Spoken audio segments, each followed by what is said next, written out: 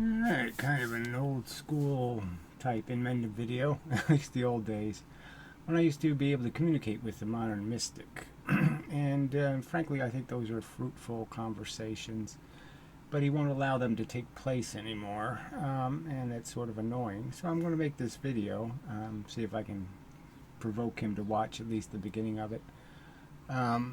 So the nature of our disagreement is I'm a little too aggressive in defending my position from his perspective, and I have somehow offended him, or committed a unforgivable rudeness of some kind.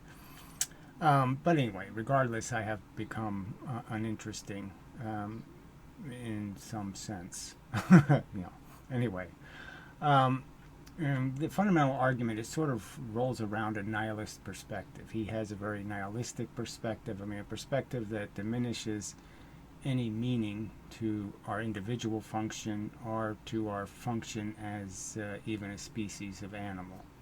And that there, even though he thinks it's probably mostly nurture that creates us, that the nurture has limited capacity, I would argue, I guess he's saying, to do anything meaningful. It's just all the same program. You know, you're a blue-bellied sneetch, or you're yellow-bellied sneetch, or whatever, star belly, whatever, moon belly, banana belly, doesn't matter. I mean, that's all you are. And that it's and there is nothing else more interesting happening in this whole idea of the evolution of memes or ideas.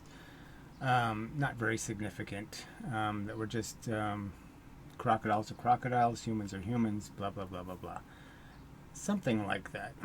And I clearly see that we could be almost anything. Our culture is there to be defined. It's there to fight over. And the outcome of the war will be different. One side wins, one side loses. It's going to be a different world, clearly. And I would argue better and worse worlds can be created through that process. And so all of it is highly important in terms of almost every word we speak, every little butterfly flapping its wings is significant in terms of evolving that outcome.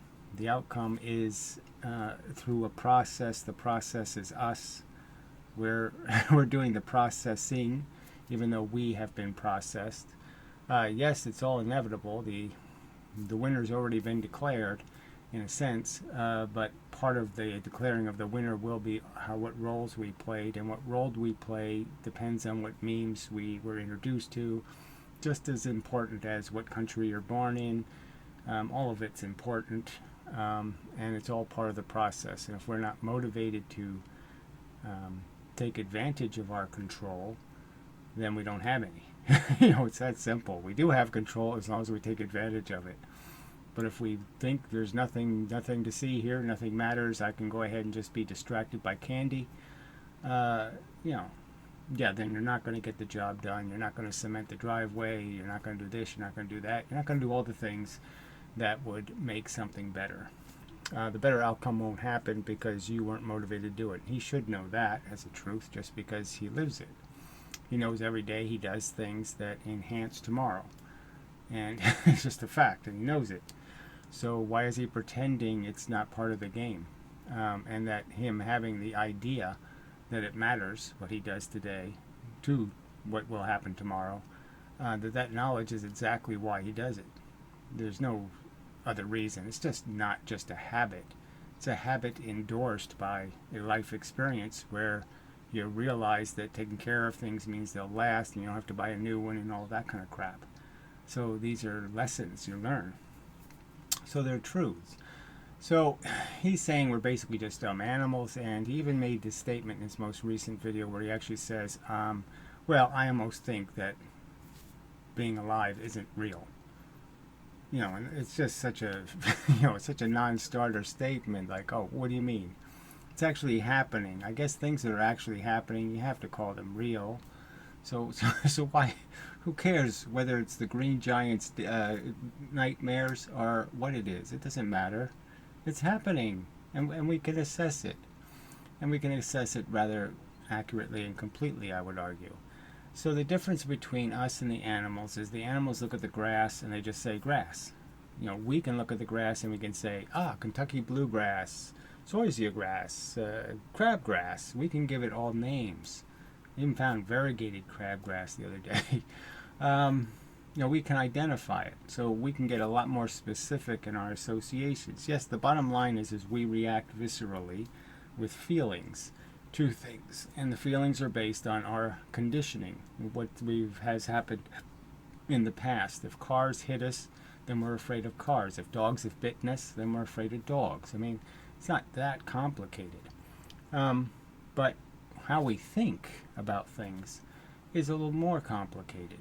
And, it does enhance our vision and makes us much more capable than animals to react to things in a lot more rational and logical and consistent with reality way. So instead of panicking, we can know not to panic. And the exact opposite. An animal can have its guts hanging out and it won't panic because it might not feel so bad. I feel pretty good. So as long as it feels pretty good, no big deal. I just chew the extra off. They actually do this. This stuff happens to animals. They don't know, where we would be in a panic, of course, because we would know this is vitally important. I can't have my entrails dragging behind me. I won't survive that way. I'll get an infection, or at least, I'll bleed to death, all of that. Animals don't know any of that. So they don't have to panic. But in other circumstances, they panic when we know better. They panic when thunder happens or something because they don't know what it is. They think somebody's shooting at them. Who knows? We're very different than animals in that sense. And it's a really important difference in the sense that what does that difference mean? It means that, yes, we can know how to play the game. We're not just pawns. We're not just rooks. We're not just pieces with static behavior, to static habits. They're constantly capable of being changed by any information. We get a piece of information, somebody explains thunder to you. Oh, no big deal. You figure out how to cross the street. You figure out how to do lots of things, and it becomes painless and meaningless in terms of you don't have to have a visceral fight or flight response and all of that kind of stuff. And in the big picture, what we understand about reality, whether we can identify the grass and then identify its evolution, and identify which ones were created by human beings and which ones are natural, evolved all on their own. All of those specific details are all the details that make all the difference in terms of us being able to create good or bad outcomes. So I could have a scenario where some butterfly flies, and I can predict that it's going to cause a car accident and a little girl is going to get killed, but she's going to get killed very quickly. All right. Now I could predict that scientifically. I can have knowledge that an event's happening, it's going to cause another event, and I can figure out whether that event is good or bad. But that's the catch, right? Because for us, we have to say, well, what was going to happen to the little girl? Well, it could be that she was going to be diagnosed with leukemia in 3 weeks, and that she was going to go through 2 years of absolute hell just to die anyway. And so maybe I won't stop that butterfly, because now I can make a value equation about the outcomes and say, yeah, this outcome maybe is better. Okay, maybe I'll go find some other butterfly to interrupt and change destinies, because that destiny worked out okay. So the point is that we don't have complete knowledge, so we can't do what I just said. But in a sense, we have some knowledge and can do a lot of what I just said. We can make predictions. We can know where hurricanes are. We can follow them. We can make preparations. We can prevent, blah, blah, blah, blah, blah. So there's lots of things we can do, and we can do it because we have knowledge of these things, and we have accurate knowledge, not voodoo knowledge or mystical knowledge or nonsense knowledge, but factually solid knowledge. Now, he says there's something about, he uses the word science here lately a lot, and science says this about how our brain works, and science says that. And, I'm pretty skeptical about a lot of what science says. And I would say that, yes, statistics are always useful. Raw data is good to have. And if you're careful in how you analyze it, can give you insights. So we know that poverty breeds crime pretty regularly. We know different things are causes and effects. and that if we really want to stop something, we have to stop the actual cause, not the perceived cause, or not the simplest cause, or not the scapegoat cause, but the actual cause. And we can know all that stuff, and we can know all about our own bigotries and this whole battle, about what we're hypersensitive to and what we've been a lifelong something or other, and therefore we have to always defend some position, and we can know that's all just psychology, and we can temper that with that knowledge. That knowledge gives us power to modify our habits and our reactions, and our in the end our actions are modified by what we know. I would argue that my whole life has been a demonstration of that, in the sense that I've been completely owned and controlled by learning things I didn't want to know. Okay, I mean, facts got in my way in terms of meat eating, lots of things I had to change, not because it felt good or it felt right or because I feel good or any of that crap, merely because it was a fact, and I had to deal with the fact, and I had to rearrange my habits and my routines and understand that I can't have what I want, and that I have to modify my perspective to suit the circumstance. Okay, bottom line. Mystic doesn't think there's any difference in these outcomes. There's really no difference in what the world will be. Martin Luther King, no Martin Luther King.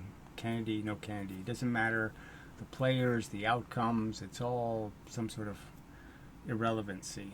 And I would argue it's the most relevant thing is, whether we, Heil Hitler, whether we do stupid things or not. Whether we vote stupidly, whether we, gang up stupidly, all of that is critically important, and all of that stuff is all based on what information people have, to be careful and cautious about what gangs they join and why, what they exactly do in the world. So there's two things you're living for. You're living for what's going to happen to you. Now, some of that you can't change. I mean, if nature's got a little time bomb ticking inside of you and it's going to give you the nasty, you're doomed, right? Okay. But a lot of this stuff, in terms of how you're going to feel, is controllable, in the sense that you can modify your expectations about life and your daydreams and all of that stuff, and understand the difference between wanting and having, and whether there's any point in some of this stuff. You can desire it, but is it really going to be worth it, the price you're going to pay if you get fat, or you do this, or you do that? So you can modify all that to make your life better. Okay, you can understand your psychology and not be too controlled by a bunch of archaic caveman stuff, lizard stuff, and try to do the higher human stuff instead. And I think that is it's going to reward you personally to take some initiative. Now, the downside is the more you think about life, the more you might realize that it's just evolution. It is a crude process. Deserve has nothing to do with it. Life is very cruel. You're going to have to watch people you love horribly treated and dismally destroyed. I was almost provoked to ask the mystic, what did he do when his last cat met its end? I mean, did he shorten and briefen the process because he knows that's a good idea? When it's time to go, it's time to go, and you do something about it. You don't just say it doesn't matter. It doesn't matter whether the cat suffers for 6 more weeks or doesn't suffer for 6 more weeks. I think, of course, it matters, and I think, of course, he would act. But I can't be sure. The last kitty he replaced, which I don't. That's another thing where you just say, gee, that's a big difference between me and him, is that I've really had enough of watching animals die, and I'd never volunteer for it again. Never again. Anyway,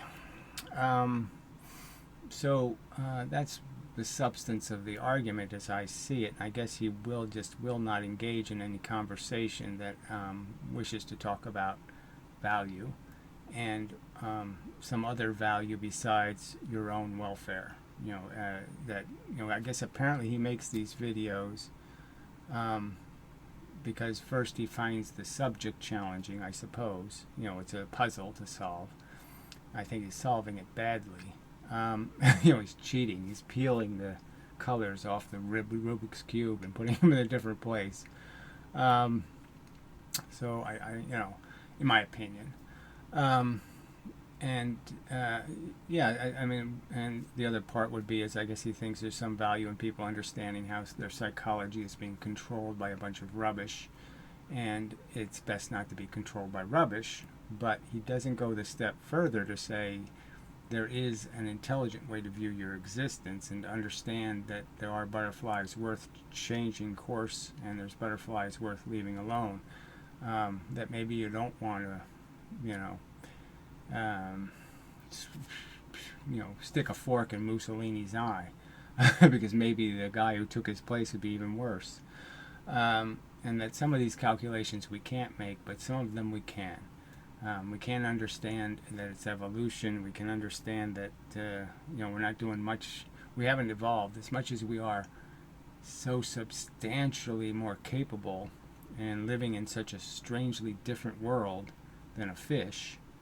We still feel fishy. We're still viscerally living like a fish. It's still just stuff going, it's gas and feelings and moods and all of that crap, that the same stuff, the same kind of tension exists in us that exists in a fish trying to just eke through its day-to-day activities. And that in a lot of ways that's all we've got as an experience. But it's not all we've got as a cause and an effect.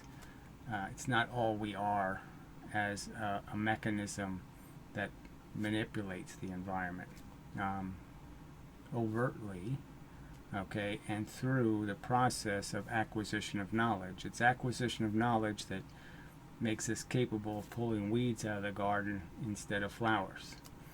It's we can rotate the crops. We can turn over the soil. We can do all the things to make the world change in a way that we have understood to be desirable. And that's the most important thing we can do as people here, is to attempt to explain that to other people who are pooing in their drinking water and doing other things that are completely not like rotating your crops. They're doing things that are really counterproductive to the welfare of feeling organisms on this planet. That those conversations are important if you value comfort and don't think it's a good idea to pointlessly experience torture if it's unnecessary, if it's not going to produce any other value except unnecessary harm. And the fact that he doesn't want to have that conversation is intriguing, and again I think has to do with the fact that he himself hasn't really achieved any enlightenment in the sense that he's still living in a myopic view that it all doesn't matter, because that was at one point in his life comforting. That thought got him through the day. It doesn't matter. It doesn't matter. It doesn't matter. Okay. You can't make any difference. You can't change. All of that got him through, and he's still feeling that buzz, and it's a real bad drug. It's a real mistake in being able to actualize whatever potential he has as an existing being on this planet. He's squandering it. He's a butterfly gone rogue, in the sense that he's really not paying attention to the logical obligation. Logical obligation is to recognize that outcomes are dependent on what kind of conversation human beings have, and if he won't have the conversation, who will? And that's the question that doesn't have a good answer. And so if you know the conversation matters, and he really has to concede, in my opinion, factually it matters.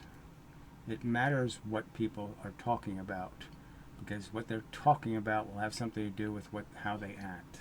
And how they act is going to create a world that can be much worse in terms of what is experienced than an alternative. So, Anyway, it's my paraphrase of the conflict, but again, I don't totally understand it because it doesn't fit. He likes solving puzzles, but there's some puzzles he won't go near. He won't even look at them. So unless it's his chessboard, if it's Stratego or some other game, okay, he's uninterested in the puzzle and finding the solution. But if it's his game, then he's interested. And that's just a demonstration of how he's just owned by an old piece of pie his grandma made. A wedge that has a huge bias in it. Alright, so this video might not mean much to people who don't know the history and don't know the whole conversation about trying to figure out how your brain works and the elements of your the function of it, and the fact that it is there's no free will, we're just programs running, blah blah blah blah blah. So without that context, you might not get much value out of this, but regardless, it is what it is. So till the next time, and such, so forth and whatnot.